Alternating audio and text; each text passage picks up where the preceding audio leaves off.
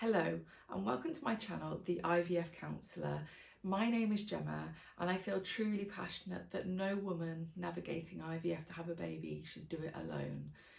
It's an extremely emotionally and physically demanding process, and I know that because I've been through it myself. So what I bring is a unique blend of lived experience as well as my expertise as a counsellor. This week I have been thinking about rumination and how that can play a role in the IVF process. When you find yourself needing fertility treatment or you find yourself struggling to have a baby, you can start to think, what if I'd started trying earlier? That regret that you didn't start your family a lot earlier. Now, many of us will have certain goals that we want to achieve before we feel ready to settle down to have a family. So maybe there were certain professional things that you wanted to achieve, or educational things. Maybe you always dreamed of going to university and then starting your career in whatever field you wanted it to be. You might have thought, actually, I don't want to start a family until I've met the right person. And then when I've met the right person, there's some things that I would really like to do as a couple before we start having children. Because as much of a gift as children can be, there are restrictions that are placed on your life when you have children. And I certainly, through my 20s, just wanted to have fun. I didn't want to be in a position where I would have children and resent them for getting in the way. So I really felt like, do you know what, I want to have some fun. And it was during my 20s that I graduated with my psychology degree. I trained to become a counsellor. I met my now husband and we had lots of fun together. And you know, that was a period of my life that I look back with fond memories.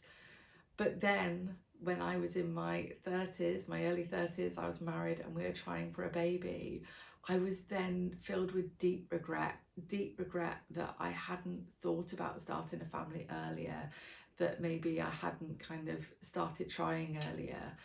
And whilst I had the clear rationale as to why I did leave it until my early 30s to even consider starting a family, in those really dark moments, there were so many times when I wished I could go back to my younger self and just warn her about the difficulties she would then be navigating when she wanted to have a family. And you may find yourself like me, thinking these thoughts around, could I have started earlier? If only I'd have known this would be this hard. Or could I have done something differently? Did I inadvertently do something to impact on my fertility? And this is where you start to get into the cycle of rumination. And it's very normal to think around that and wonder whether you could have done something differently, whether the outcome would have been different. Is this something that I can learn from? And that's all part of growing as an individual. But when it comes to infertility, that can almost be a fruitless cycle, and in fact it can just be damaging and self-sabotaging, because you may have not had any control over your fertility. For me, I had polycystic ovaries, endometriosis and scarring on my fallopian tube.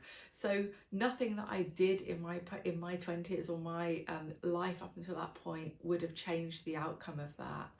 And actually I felt very passionately that I wanted to make sure that I was in a good place to be a good mum, and I didn't want to feel that my any future children would have held me back.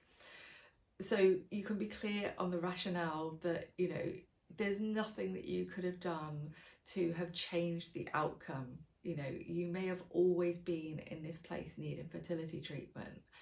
But what you do need to understand is, if you find yourself in this thought pattern where you're constantly going over the same thing, like, if only I'd known sooner, I could have done something about it sooner, I could have gone and got tests sooner, maybe I should have gone for a fertility MOT where they could have picked up these problems so that when we did start trying for a baby, all of that work would have been done. Because inevitably, when you are struggling to conceive, or you're experiencing pregnancy loss, or there are issues, you become aware that there's a problem, and the process that you go through to uncover what the problem is and it can be incredibly lengthy.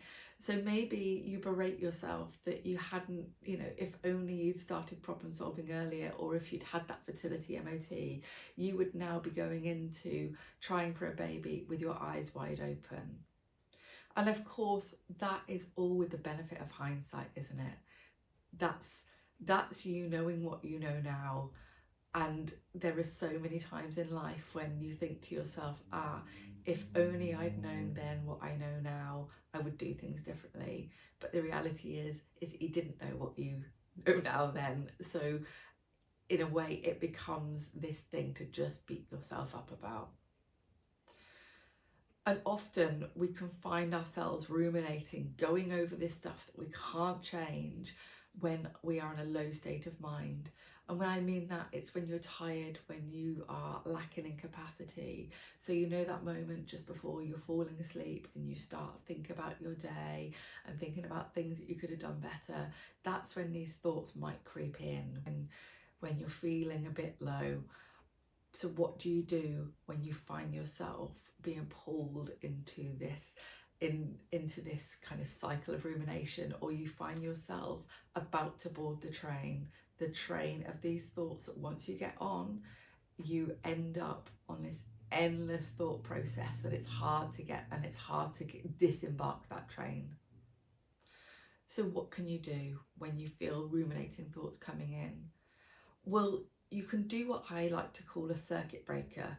Imagine a circuit board with the electricity going around. What if you do something to kind of cause a break to that circuit? And they're really simple things, and they're often things that involve getting up and doing something physically different.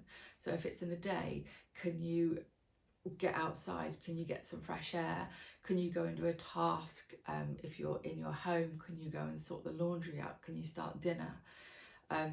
If it's late at night and you find yourself lying in bed awake with this stuff, well, can you get up and go downstairs and make yourself a drink and put your favourite TV show on for half an hour? Just do something that's going to distract you. It's not going to take it away, but it's things to just kind of physically put yourself in a different place. Splashing your face with cold water, anything that momentarily breaks this circuit of electricity. The second one is challenging some of these what ifs, and I've already mentioned that. Okay, yes, if you could go back to your former self, you might tell them to do something, but that might not have changed the outcome. You may well still be in this IVF process, and actually perhaps nothing would be different. Another thing is to practice self-care.